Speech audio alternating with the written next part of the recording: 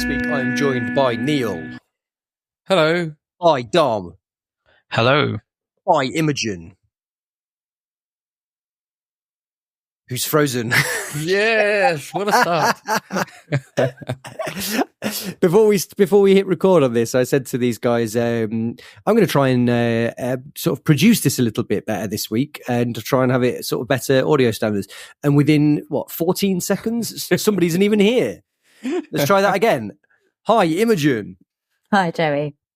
Hi. Hello, that's much Seamless.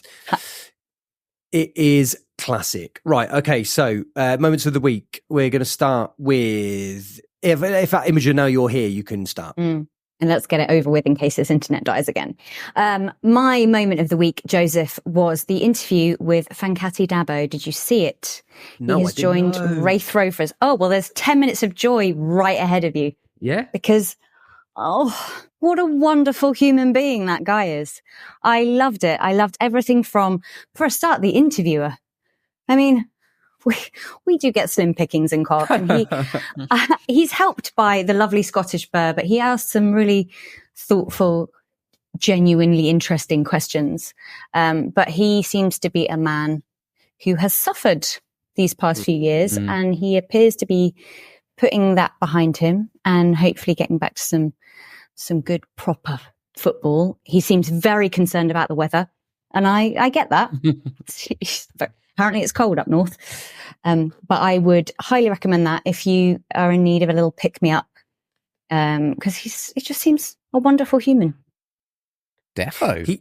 Over the summer, I had sort of very, very, very half-baked scheme to try and get some people, like sort of COV player guests on. And he was right at the top of my list, and didn't get as far as trying to... as far as I got was I added him as a friend on Twitter or tried to follow him, but his account's private and he just wouldn't allow it. And then at that point, that was the maximum level to which I was prepared to work out how to access him. But that's a shame. Well, I'll think if anyone can think of a way of getting him on, then do let us know, because we'd love to talk to him. Definitely. Fabulous start. Dom, moment. 3 moments actually in the last game, and I know it's 3 moments everyone's thinking of. It's the 3 foul throws that happened during the game. 2 from Jake Bidwell. One was just ridiculous, where he had the ball behind his head and he just seemingly had completely forgotten how to throw the ball. What is the rule? Really weird. I thought he would just let him take it again, but apparently that's a foul throw, is it? When it slips out your hand. Yeah. So, yeah, I mean, 1 foul throw in a game is rare. It's almost something that you just think referees aren't really going to pick up on anymore. I mean, you see some throws now and you're going, that's probably foul throw-ish. Jake Bidwell, the first one made it too obvious. Then there was a second one late in the game, and then Blackburn got the bug too late on. It's one of those things, along with a goalkeeper picking up a back pass, which you almost just presume you're not going to see anymore. You know what was mad about that? So it was Carter, I think, who did their foul throw. He was already on a booking. He was already showing off. And given the ref was so picky about a lot of stuff, including the foul throws, Carter then decided, right, I'm just going to show off now. He chucked the ball down. He was swearing at the ref. It's almost like he just thought, I dare you to send me off. I will do whatever I can. And he didn't. I was just absolutely certain he was going to get sent off for that. But that ref, who was as picky as anything, decided not to be picky about the thing. Actually, get this twat off the pitch. He's being a show off. But no. I thought that there was quite a few potential red card decisions in that game, because we were really close to where we're sat. We had a perfect view of Wilson's, very deliberate. I thought it was brilliant. It's that brilliant. Yeah, but it was the decision to take as much man as possible with him. When they, when they both got injured, like it was. He knew he was getting there first, and he knew that he was going to leave as much on him as possible. And I think he just about got it right, but I think an inch either side, he's probably gone. I think the guy would be dead. And I don't know if you remember, because it seems quite innocuous now, but there was a moment. I'll actually make my moment of the week, which is Tyrese Dolan meet Liam Kitchen meet Tyrese Dolan on the left-hand side, where it was like he'd never seen him do a trick before, and he just like smashed him. Like, yeah, I remember that now. Yeah, you're just like this. It's like 8 minutes in or something. Like he's gonna do this all game. If you've ever seen him before, this is what he does. If you're offended by it, you're going to be in big trouble. Just mad. We've talked about him, the potential that he's maybe. I was going to say a bit dim, but let's be kinder than that and say has a short fuse. It's just that you just think, Leo, like it's just started, mate. Like this is a long 90 minutes. Did you see he had a moment, it might have been the first half, where somebody was sort of kind of clean through, and there was a moment where it's like, right, I'm I've been sent for that 3 times. I am not going to do this. I'm taking that as a sign that he's learning. Honestly, I think, Liam, well done, mate. You actually like restrained yourself from doing something that was clearly going to get you the sack. It was just like mad behaviour. As the saying goes, get sent off once for bringing down the last man. Shame on you. Get sent off twice. Shame on me. Fool me 4 times. Very good. Neil, moment of the week, fortnight. I'm going with last night again. For me, it was the 5th time that we sung the Mark Robins song, at which point he kind of felt like, I can't be bothered to clap you guys anymore. Thanks, appreciate it. But it was. I think it was worthwhile, given all the nonsense, which I haven't really dignified with a kind of acknowledgement in the last couple of weeks about Mark Robins. But it was nice to see people coming out in force with some vocal support for the man, and just like the fact that we sung his song 4, 5, 6 times, and he was not getting tired of it, but there's only so many times you can just clap when you're trying to do your job. So, poor Mark. The again though, it's yet another example of the it's nice that people are so behind him, and it's good that people are so behind him, but it's such a ludicrously big overreaction to about 3 people saying, I'd get rid of him. Social media, isn't it? I listened to CWR on the way back, and every text was like, that shows all these idiots that wanted Robins gone. And you're like, but this is like 50 texts in a row that have said the same thing. I remember 50 people saying, like, what? How bothered are you about what 3 people have said? No, but there have been a lot of people that have said, I fear for Robins. I don't want to say it, but I'm really worried for him. And I'm like, well, don't say it then. If you don't want to say it, don't say it.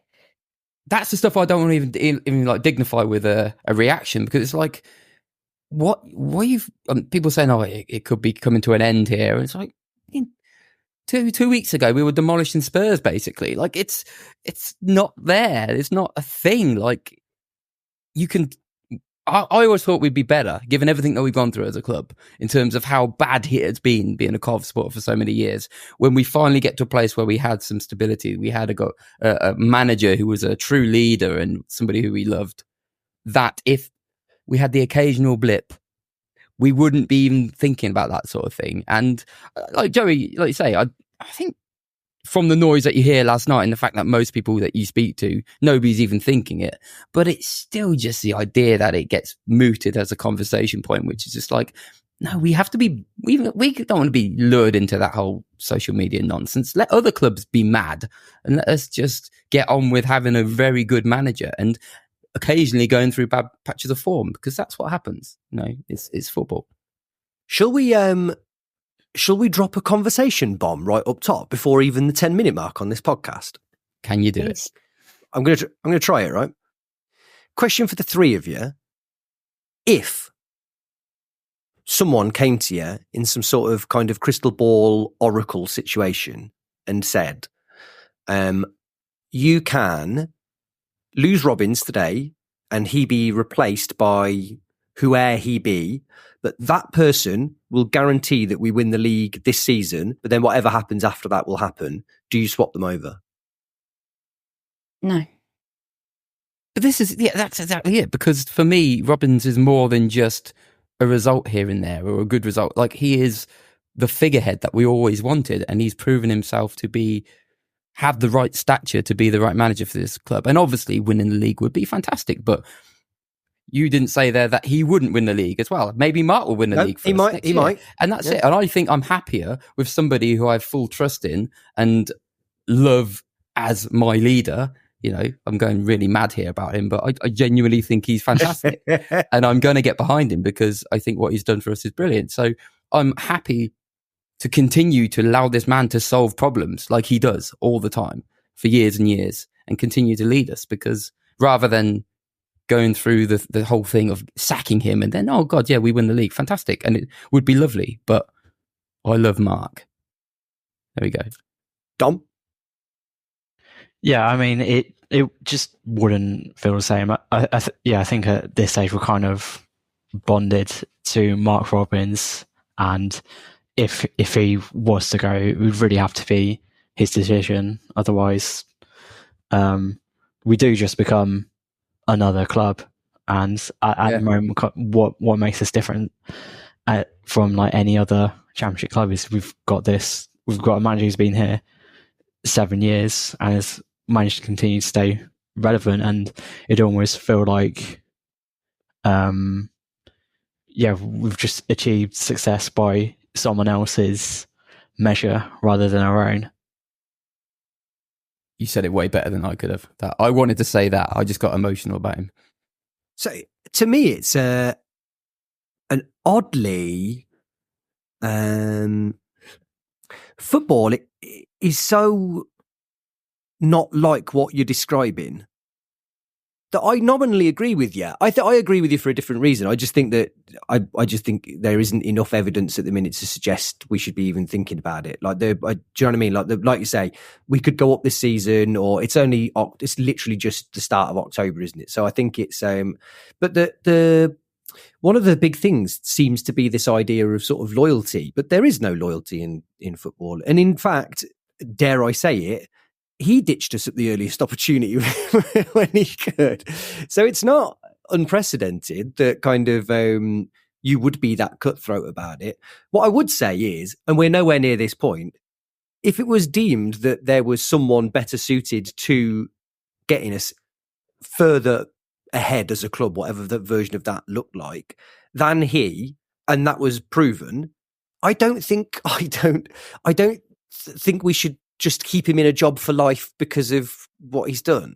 To be absolutely clear, that's nowhere near that point now. But I don't think it's I don't think it's a job for life situation either. No, but I think it's also a wild hypothetical, isn't it? The idea that you could prove somebody to be better at that job in this position than him, aside from saying, right, Pep, you're in, or Jurgen Klopp, you're in. I think Pep would be shit. I genuinely think he would do it awful. But there we go. So there, by all measure. So who we're saying, like Steve Evans, you're the man. Like, come on. The hypothetical is, we'll get ring around, like, we'll go mad about this, but it's not a job for life, obviously, and it's not even like being just loyal for the sake of being loyal. It's about being. Like, I'm not saying like if we lose every game this season, he's not got to answer for anybody. That's not it. But I'm also saying that the hypothetical is so far from being the reality at the moment. It's just not something we can kind of fathom. Like right now, if he does what he's doing at the moment, which is for the last 7 years, has made us a very, very competitive club and given everybody really good times and being a good figurehead and leader of the club. Now, if he loses 20 games in a row, he will expect there to be questions, and that's fine. You deal with that as it comes. And I don't think he's going to sit there thinking, oh, you should all be loyal to me. He's not going to be like that. He said it only the other day, oh, this isn't sustainable to keep losing this game. So obviously he realises what his standards are. But I don't have a but. That's my point. Imogen, where would you, so let's move out of the realms of hypothetical. What would the situation have to look like where your loyalty was stretched thin?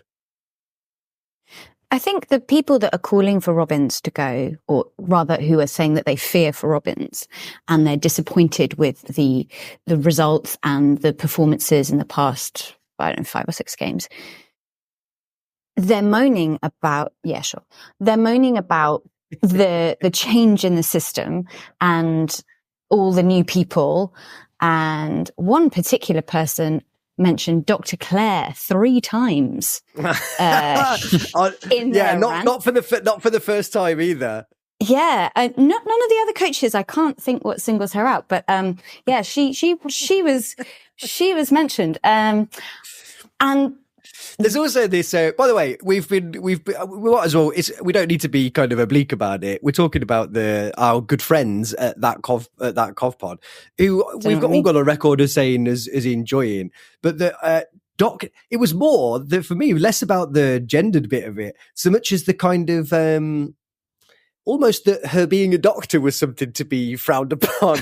Like, to work in football, you're not meant to have an education. You do realise that, right? Dr. Claire. But Joey, you have to remember that you don't see gender, so no, of course, you live in a post-gender society. Very much so. The problem with changing Robins is that brings yet more change. And that's clearly, there is going to be a bedding in period. There's been huge changes in the club, a huge number of staff joining, big people leaving. And we've had the issues of, getting to an FA Cup semi-final and boohoo. That's gonna hit hard, and it's going to be difficult to pull yourself out of that. That's not going to be a matter of games. That's a big deal. Our club has not seen that in 37 years. I'm going to pick up here because Imogen has frozen again. I think what she was saying is 37 years. Just answered. I concur. Oh, hello, she's back. Oh, sorry, okay. I was still on a rant and my internet died, soz. We closed it off for you at 37 years. We lost you at 37 years. I did what I normally do when a woman is talking and finish the sentence for you, just as a helpful kind of thing, which I'm actually going to have to do again now because it's got to go. Although quite possibly this time round, it's as a very legitimate protest at my kind of phone misogyny. Sort of grating, sort of edgelord banter. Yeah. Hi, Imogen. I'm glad to see that you're back. I'm sorry. I can only apologise. It's quite all right. Any final thoughts on kind of what would stretch your Robins patience to the core? I don't see it stretching anytime soon. We possibly a relegation, but even then, you would trust him to bring us back. It's difficult to say. I'll tell you this now. If we are in February and we're in the relegation zone, that's me. I'm done then. Are you done? Yeah, not with Cov, not like I'm just. but I think if it's we are going down unless we change the manager, or we change the manager, then I would change the manager at that point. We've got the third most expensively assembled squad in the Championship, and obviously there's a huge gap between now and February. But assuming that we're in the relegation zone at that point, presumably things haven't picked up massively in that time. And I don't know whether by the way, you can all look at me like that as much as you want. Well, is that the only change? I don't know. Like, if you're losing games, is genuinely in football, is the only thing you do to change that is to no, you're right. And that's new manager that's a different thing, right? If there are things that could be changed that aren't get rid of Robins, then of course. But again, we're talking hypotheticals and it's difficult to do. But I would say if we're talking hypotheticals and it was deemed that the thing would be that a change of manager might precipitate a change in results, then I would do it if that was the cause, if that was the thing of staying up. So I don't disagree with that. So yeah, sorry to cut you off. I don't actually disagree with that premise. So in say 3, 4, 5 months time, and things have got to a place where we are struggling to keep ourselves in the league, and what feels to have happened is things have become stale and change isn't doing. We're not able to kind of articulate any sort of change. Then I think it's okay, like you say, to entertain the notion that maybe a big change like that makes sense. Where I think it's entirely unimaginative is if you've lost 3 games, or if you're in a little run of period of form where you've not won too many, where the go-to response to that, say 10 games, is just going to fix manager. I just think that is where the world is led everybody astray, where they think the only thing is, rather than looking at the situation and says, right, maybe let the guy who's good at solving problems solve another problem, or maybe let's look at it in a different way. Like that's where I have a big problem. 5 months down the line and you're still losing games, it's a different question entirely, isn't it?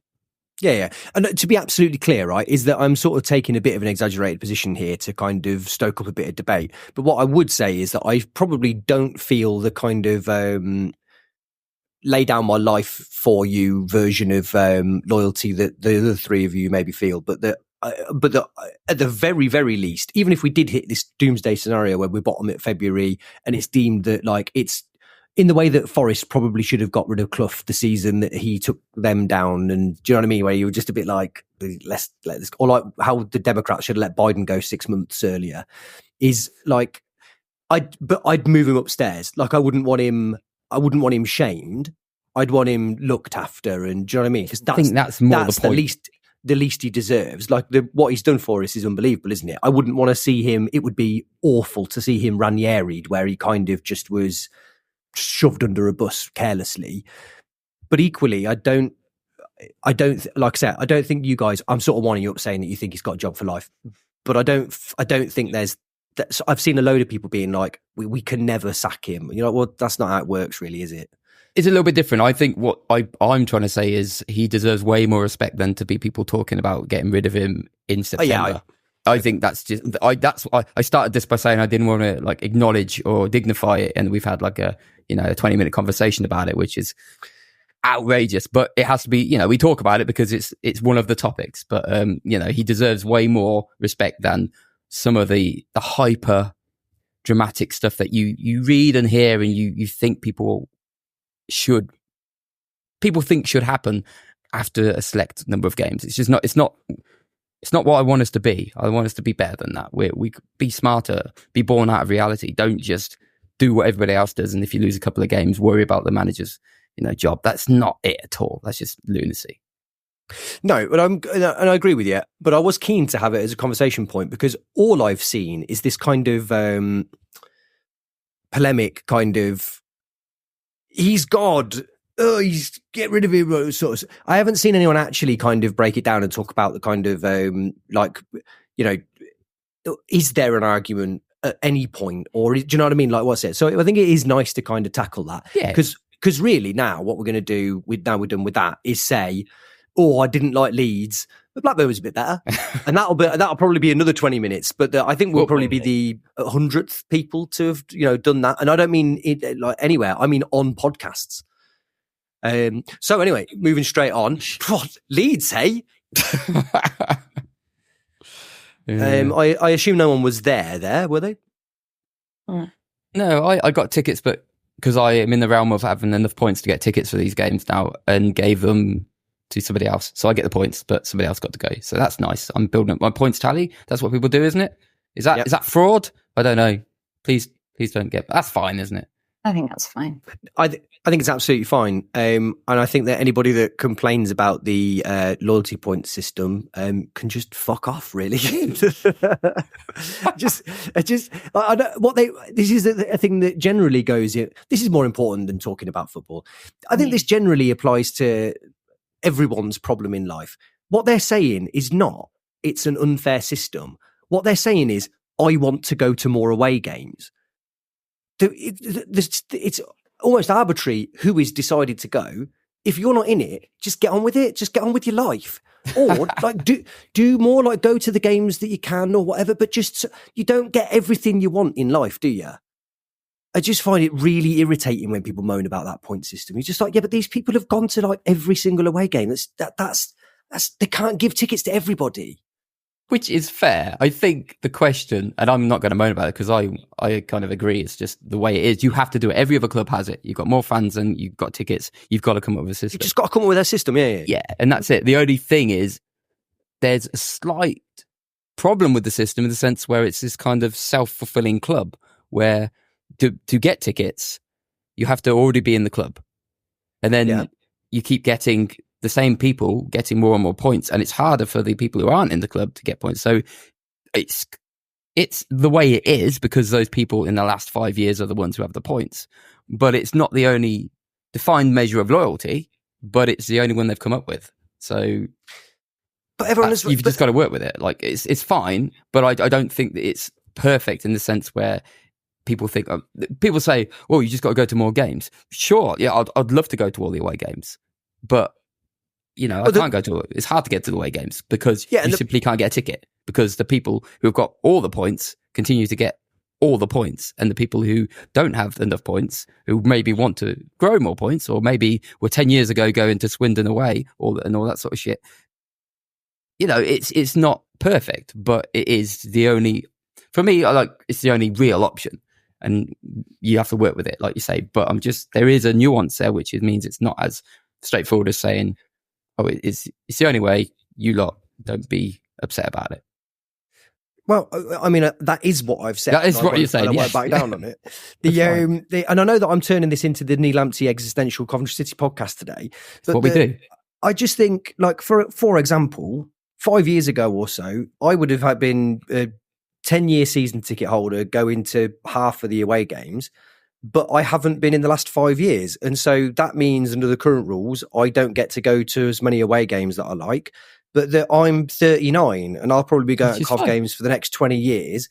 And that there'll probably come a point where I do start getting the odd ticket here and there, and then my points will grow, and then I'll get to more away games, and then, or it won't.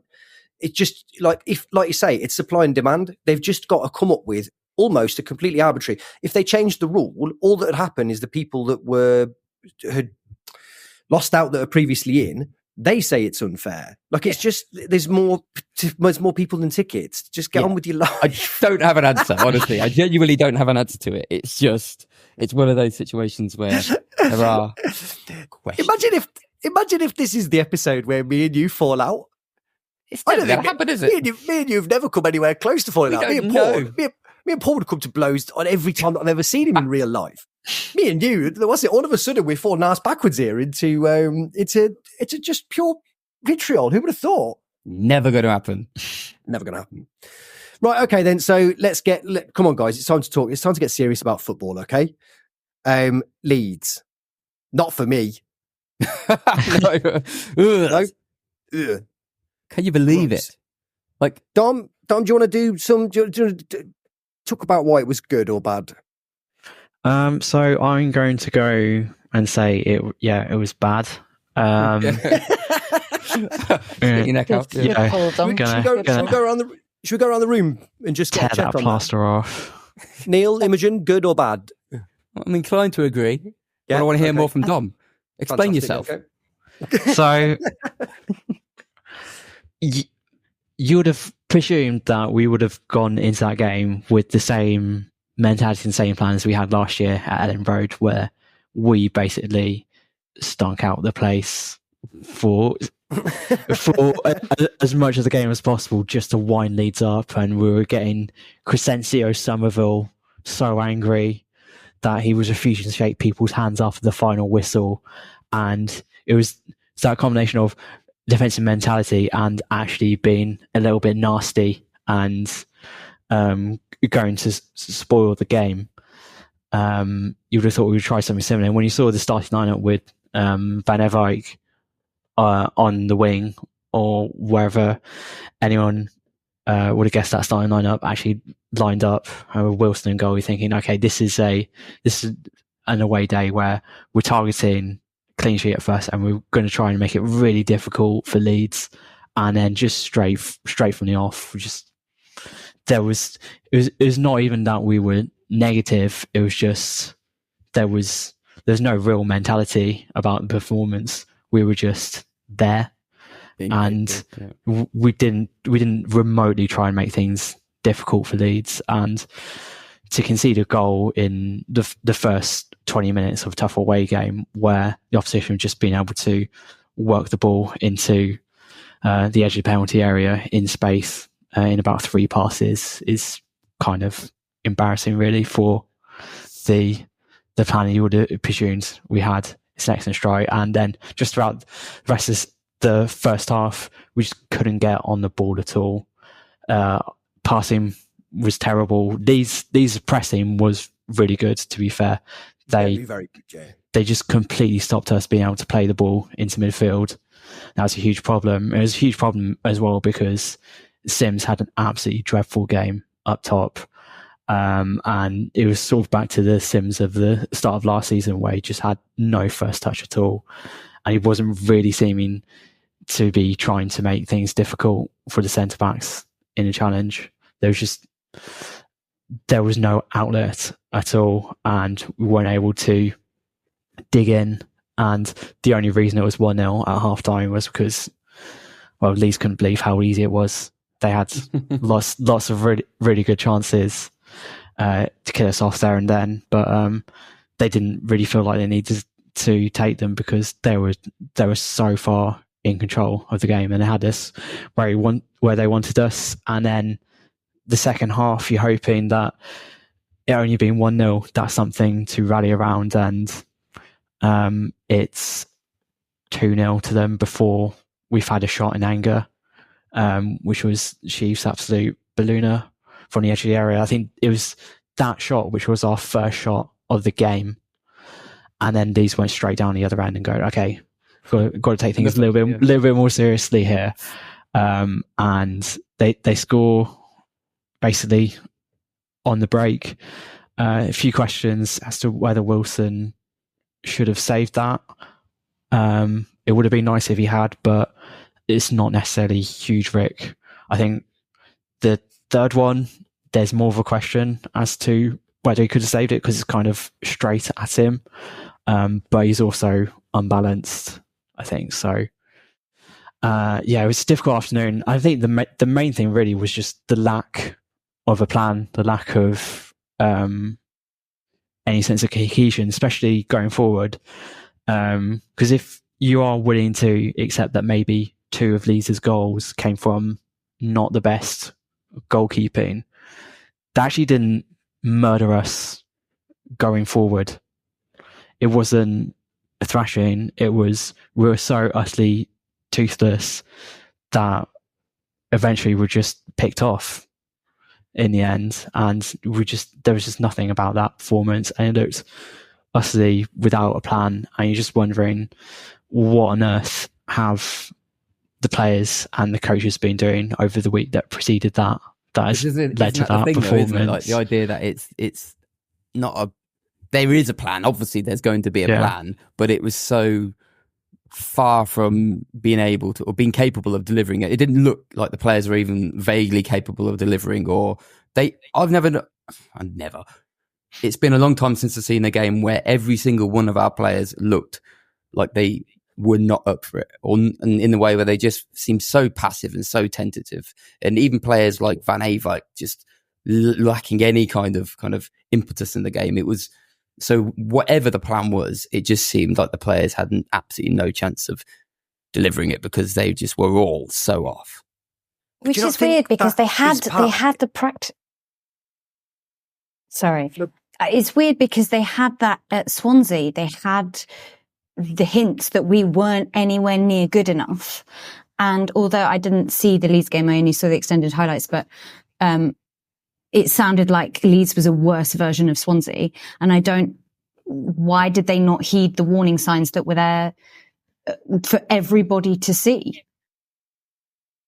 But it was kind of almost, this isn't simply quality or planning or tactics. I mean, Robin's kind of alluded to it afterwards, but there seemed to be that place where it became partially psychological as well, in terms of their ability to commit to whatever the plan was, or the performances, or individually. And then by the end of it, the only one who really seemed, even though he had a really bad game or a really bad sort of quality of game, Lamptey was the only one who seemed to be trying to thrust himself into the match, and all he ended up doing was just fouling everybody, and it was not useful at all. But in terms of aggression towards delivering something, it seemed like he was the only one really kind of willing to do that. And again, I don't want to harp on about the psychology of it, but sometimes in isolation you can just see as a group something was there festering and affecting their ability to do what they had to do. And then madly, last night it was, I would say, completely different. But Leeds,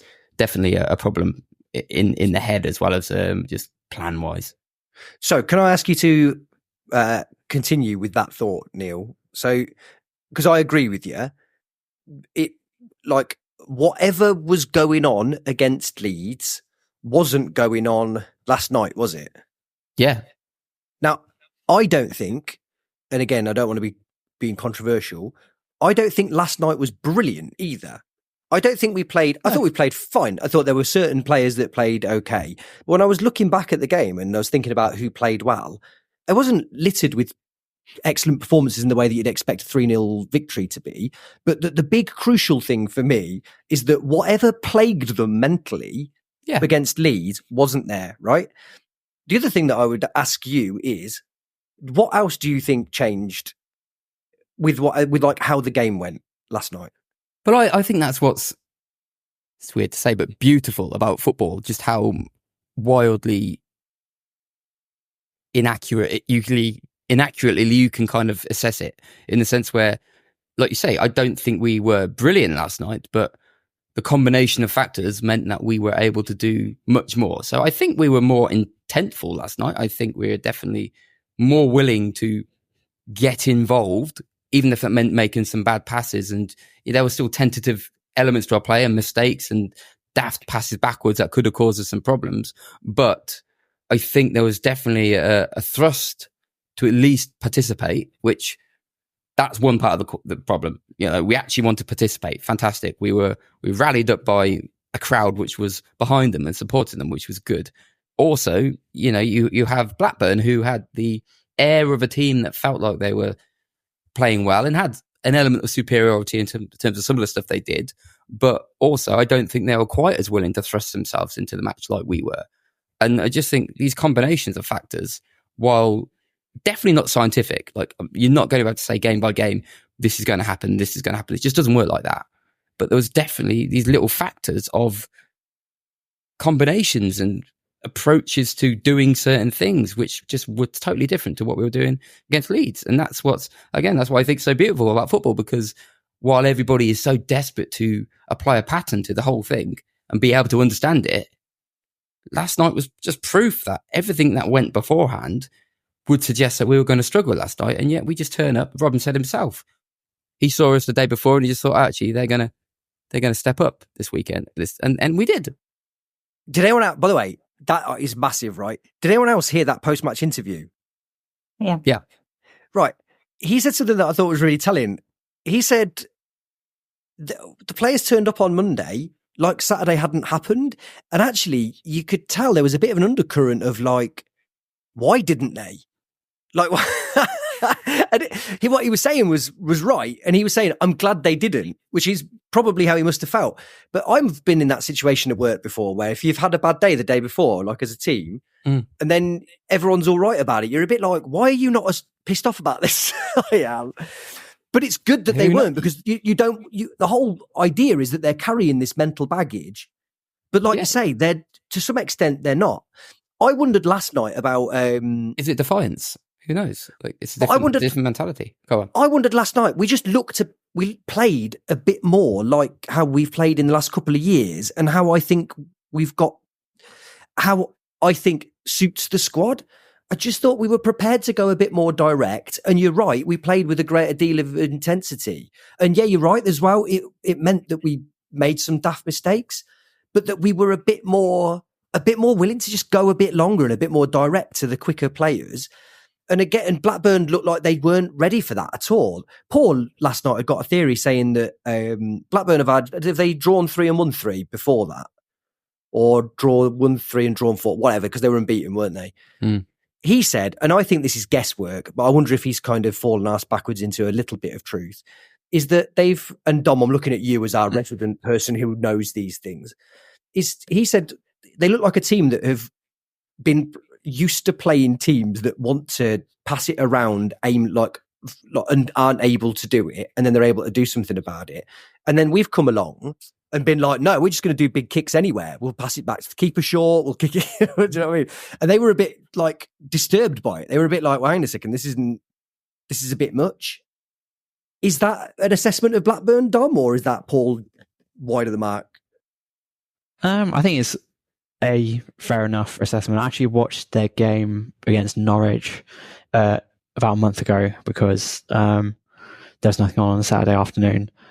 And yeah, they are very much a team that is waiting for opponents to make mistakes because they have so much threat on the counter. And aside from their game on Saturday against QPR, where there was a red card at half time, they've not really had to go out and attack games. They've generally been reliant.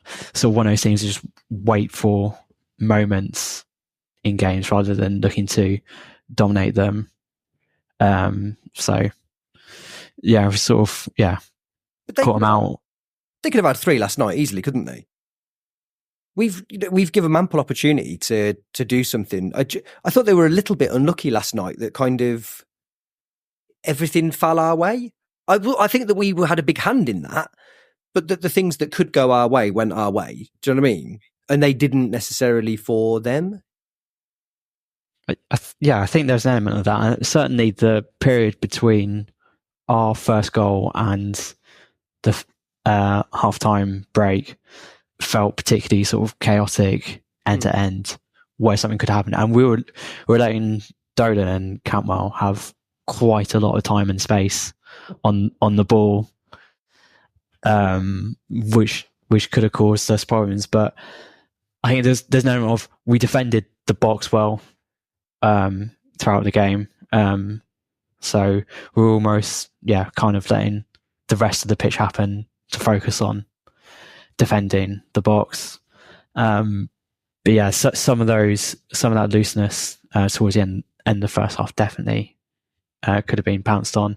And you just worrying that because it was such a rainy night and the pitch did seem to be doing a few things to the game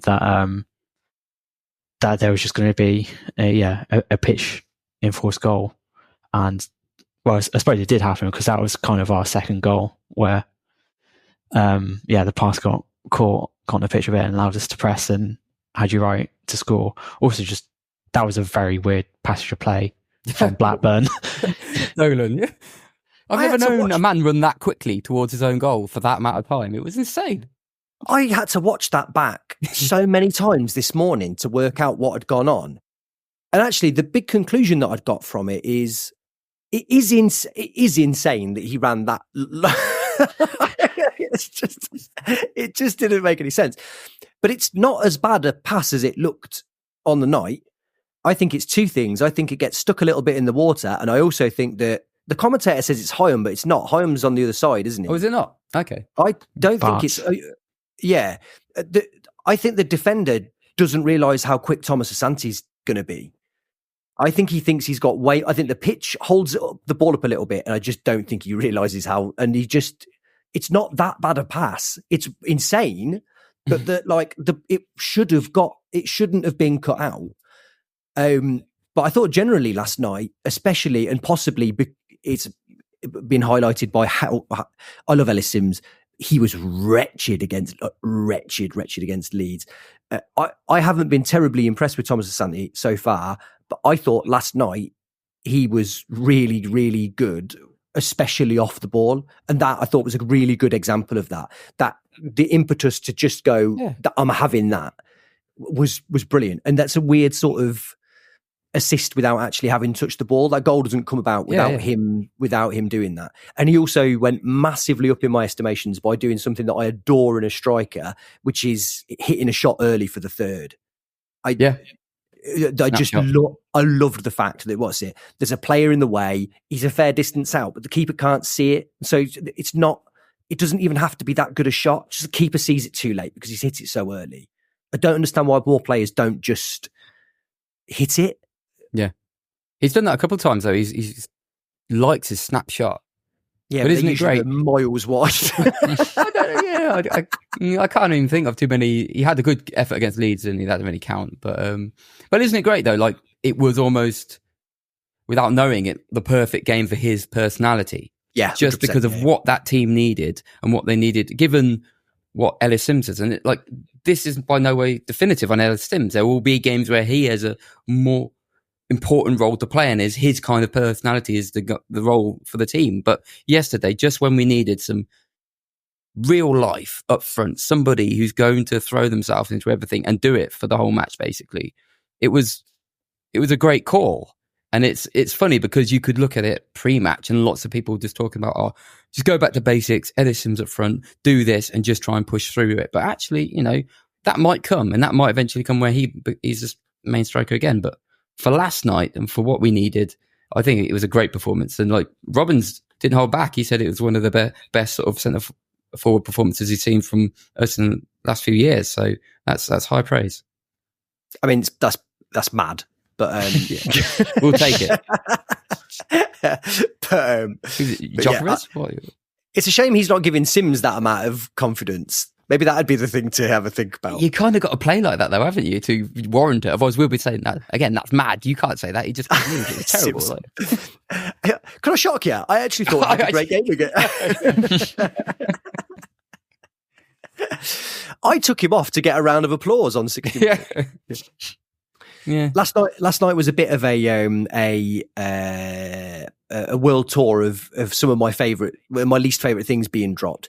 We also had the main substitutions being made on 77 minutes. That was Mark doing his thing, wasn't it? He was he loves his. We've said it before. He loves his trying to get the team to play the whole match out if we're doing well. And I think eventually he was like, actually, I don't need to anymore. Because did he do it after the third goal?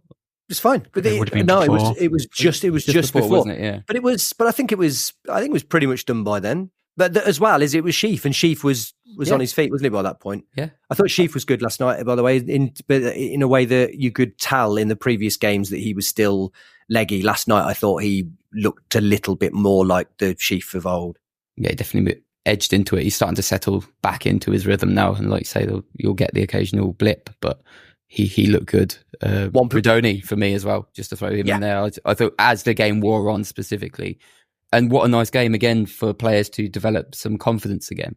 And here you could see as the game wore on in the second half, him start to be totally confident with the ball. It's not worrying about the slippy pitch. It's just right up. What's my next pass? What's my little flick? Where are my next player? And just holding it and waiting and just being happy with the ball at his feet. It's like, that's just completely different to what we had to pull it with on Leeds, which was nobody wanted the ball. So it's great turnaround.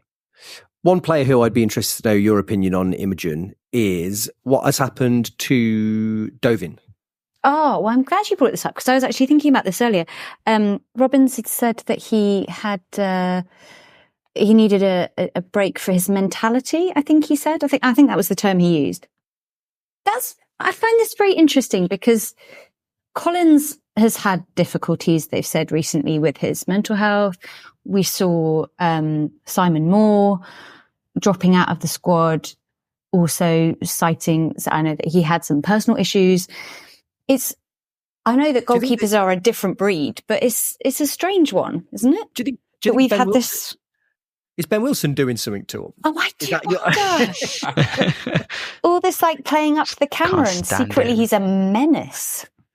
Just all of a sudden, each of these keepers is like, my girlfriend's really seriously ill and she's been poisoned.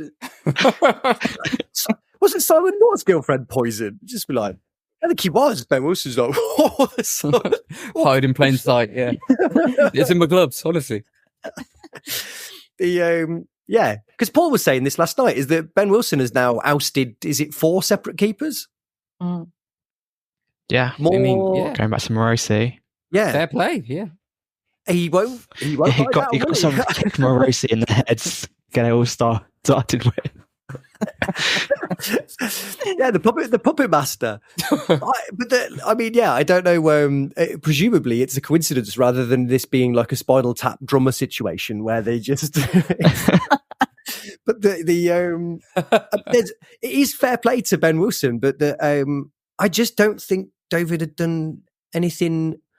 I was gonna say anything wrong. I don't think he'd done anything. No, but that's exactly it. It's what Dom was saying. He wanted him to make a real save, and I still don't think we've seen him make that save. Dom, have you seen it? No. Yeah, it hasn't happened. Also, one thing was very notable about Ben Wilson from where I was sitting last night was being vocal. Yeah. Just there's one, in the second half, a bit of a dullness scene. There was one very notable Liam coming out from the goal. Liam. Yeah. Liam. Okay. That's going to need to happen several times a game, isn't it? Who are you guys going with at the minute as the two at the back? Well, I You go. think I prefer Thomas and Kitching slightly more. I just think Binks and Lamptey are just not quite aggressive or switched on enough. And while those are known issues for Thomas and Kitching as well, I think they've got a little bit more stability about them. They've got a little bit more height about them, a little bit more experience. That's why I prefer them slightly. Imogen? It's Kitching that worries me. Thomas, his performances go up and down, but I think there is some authority in there and something that we can work with. But Kitching, like what you said earlier, there is just that he just totally loses his head, and that I think of all of them, he makes me the most concerned that he's going to do something really stupid, either getting sent off or scoring 3 own goals. I don't know, but he's the one that I have the biggest danger sign over. The thing for Thomas for me is that it feels like Thomas would have been amazing in McNally's role in the classic back three of Doyle, McFadzean and McNally, because I really like Thomas as a kind of as a big boy doing big kicks, but I do think he could do with someone next to him saying, "No, you've gone too far there," and kind of air traffic control in the way that McFadzean would have done. And I do wonder whether, at the minute, I feel like we're looking to Thomas to do that job, and you're like, well, let's get your own house in order first. And it's not, I don't think it's his fault. It's just the fact that we haven't got, it comes back to this thing again of we didn't replace McFadzean. And I get it. And I get the strategic sort of decision from the club to not go in that direction. And I also get the pros and cons of it. And I also get that it's easy when you've got a back three to have an immobile talker in the middle who's going to sort of conduct like that. But I do feel a bit sorry for Thomas because I feel like people have forgotten that he was in with a shout of being our player of the season last season. And I don't think his performances have been as good this season, but it's one of those positions where you're really only as good as the people around you. And that we've had so little cover for the back four because we've got a killer defensive midfielder in front of them, and that we've looked a bit rotten and that we're asking them to pass out a lot and none of them really look comfortable with it. I just think it's a bit of they've all been made to look a bit worse than they are, but it's also probably a bit much of a muchness, isn't it? I mean, I think Binks has put some decent crossfield passes. Like, I think he gives you a bit more offensively, but yeah, the rest of them, you couldn't really tell them apart in terms of their general defensive. And I think we'll see that this season. I think we'll see changes, not simply just changes because last game somebody played badly. I think there will be room for the Binks Lamptey partnership again at some point. I think because there was something different, and it was certainly a partnership which lended itself more towards Mark Robins being able to play the football he wants them to play, which probably isn't for now, but is a long season, and there's just going to be ebbs and flows in terms of games that we need to play and how he needs to manage it. And I think we'll see that again. For now, I think just because of how kind of fragile the situation is in terms of the up and down, just generally trying to get some points on the board, I think Kitching and Thomas is the one he will stick with now, given they've got a clean sheet, and that's just how it's going to work. But I like Binks. Personally, I think as an individual, he would be the one I'd have in there, but I don't think it matters that much simply because all of them will get 25 plus games this season. They will play plenty of football, and It's just how we manage it, really. I think Mark Robins is desperate to manage it. He really wants to get in a position where he can control his players' time and not be forced into these situations where he absolutely has to play the same players because nothing else is going to work for him.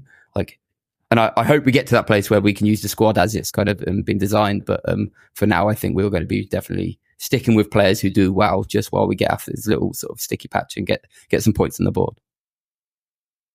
I'm trying to think of the phrase, like the minute he might want to rotate his squad, but that like if only 6 players are playing well, he probably has to stick with them. Pretty much. Play the reality. Speaking of which, is Josh Eccles. Yeah, I mean it's a little bit tallest dwarf, but you've got to say in a season where people aren't really standing out, every week he's turning in performances that are, I would say, pretty good. Is that out of order? We've probably had this conversation, haven't we? This is probably just repeating ourselves. No, I don't think we have. But I think he's a player who, over his first 2 seasons, I was always saying he's a supplementary player. And then he came and he started to play and he started to feel first team. I think this season what we've seen is, and not in the harshest way, I think he's still a supplementary player in the fact I don't think he could be the main man in midfield. But he still performs well, I think, and then he performs at his absolute best when he's got somebody like Sheaf who he can just support, rather than, I don't think Eccles is the main man. He just isn't that sort of controlling. But that's not to say he hasn't played well this season. I think he's doing a good job for the team, and he's trying to play that captain's role in however way he can do it. But I think he will always, in my mind, be a support player for somebody in there. But of all the players this season, he's the one who he's played basically every game, has he? I think. In the team that's doing that, it makes a lot of sense. And just, I think we have talked about this again before, so forgive me if I'm repeating myself. The youth players that he's seen off in the time that he's been here and is still here, and then the injuries that he's seen off and is still here, and then we've signed an incredibly expensive squad, and he's not only still here, but now like he's one of the first players you'd pick at the minute, right? And is increasingly influential as a kind of guy on the pitch. He broke up everyone wanted to take out that free kick, didn't they? And he just walked over and told them who was doing it. Oh, was that with him? I couldn't work out what happened. Okay. You're like, this is the exact sort of thing we need at the minute, is a guy that's a bit in charge, that's carrying a bit of weight. And I just really respect it. I just think, even on a sort of personal respect level, that's a guy that's come through. He's just had to overcome every obstacle. He's had everything thrown in his way to stop him getting to this point, and he's overcome all of it. What a tremendous character he must be. Yeah, and he's handled the captaincy superbly, I think, other than him trying to hurry up a sub by pushing them over at Swansea. The guy was trotting off the field too slowly, he just pushed him over. Other than that, I think he's played really well. And I hope there's more to come from him. Did you also watch his interview, the Lodge Diaries? Yeah. No, not yet. Oh, Joey, you've got so much to catch up on. I know. There's a particularly interesting bit where he talks about what the parking used to be like at Brighton, which I think you will very much enjoy. That's all for you, Joey. That is right in your wheelhouse. And as he's a close personal friend of yours, pretty much, you're his mentor. I think you'll like that a lot. Plus, his favourite player, and I don't want to spoil all the best bits for you, was J Tab. I mean, now that tells you a lot about the character of a man. Doesn't it? Yeah. I can't remember anything about J Tab other than he led the team when the bus broke down and they got lost and they had to go on the tube, and he led them because he was from here, London. That was it. He took him to QPR, didn't he? We did. He joined us from Brentford, I think, didn't he? And that was like his thing was that he knew the tube, which again, it's only, what was that, 2008? But very much a different time, wasn't it? Where sort of smartphones, where a person still had to have a vague idea of somebody get a map. Let's see if we can get there.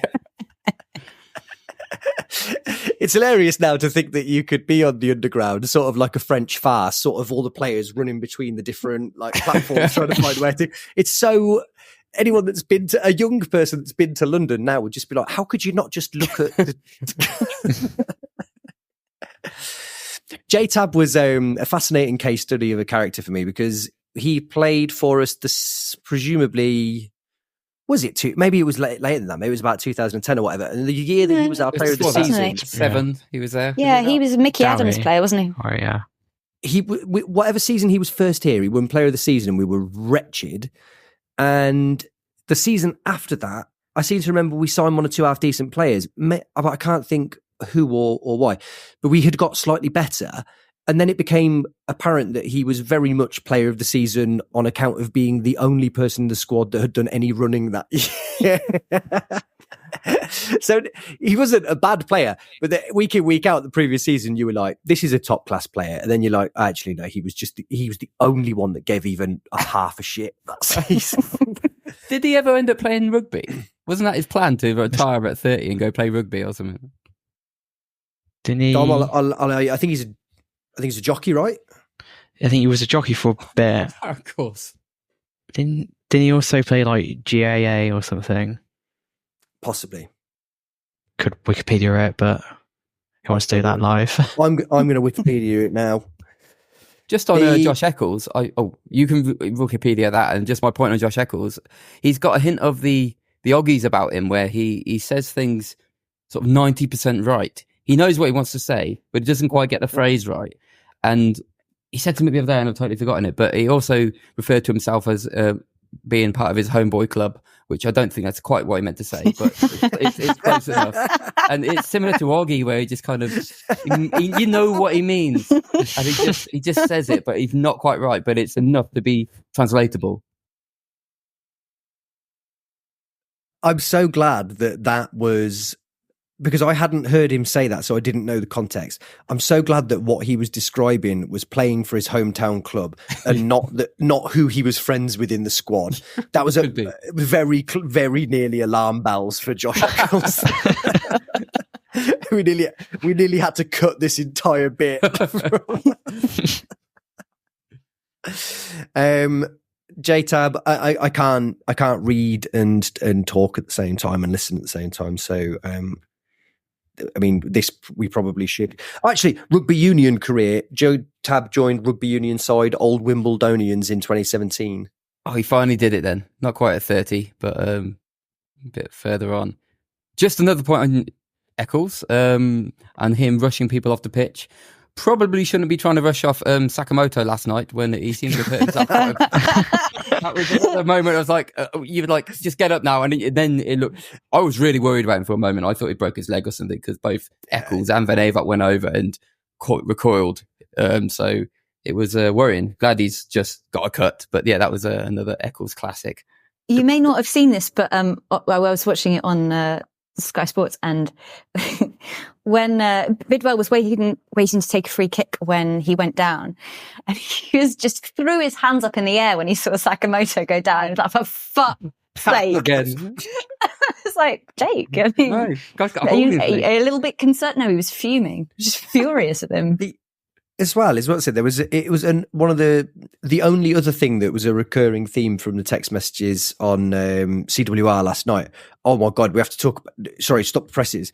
The guy that called in and just said Callum O'Hare had a great game tonight. What did he say? Oh, he did. Just so rare you get it up the fucking villa. That was it. So rare that you get that. I don't know whether it's just me and that happens all the time now, but I haven't listened to CWR in a bit. Someone called in and swore live, and you're just like, this is a wicked throwback to the... I think I've got it. Hang on. Can you hear that? Saying, you know, Callum O'Hare had a great game and up the fucking dinner. It's so childish. But it's the sort really of thing... should happen more. You think of that's happening in like in the 80s. My dad used to tell you about that sort of stuff happening, but you don't ever hear. Why doesn't it happen more? I know. And they don't even get you going on calling Di Canio a fascist anymore. They don't have, all the good people are gone. But there was, that really cheered me up as I was waiting to get out to last night. It was really strong business. What were we saying before that? Doesn't matter, does it? J-Tab and Eccles. Yeah. Yeah. Anyway, that's that. Right. Okay. I think we've done that to death, right? Yeah. Any final anything that we've not nonsensed about? No, that's Cool. good chat as always. Great chat, guys. Great chat. If we just do handshakes before we leave, again, not a terribly audio feed, but we're doing video handshakes to leave. The Imogen's as regal as you'd expect it to be. Right. Thank you, Imogen. Thank you, Joey. Thank you, Dom. Cheers, good to be on. Thank you, Neil. Thank you. And thank you, listener. Bye.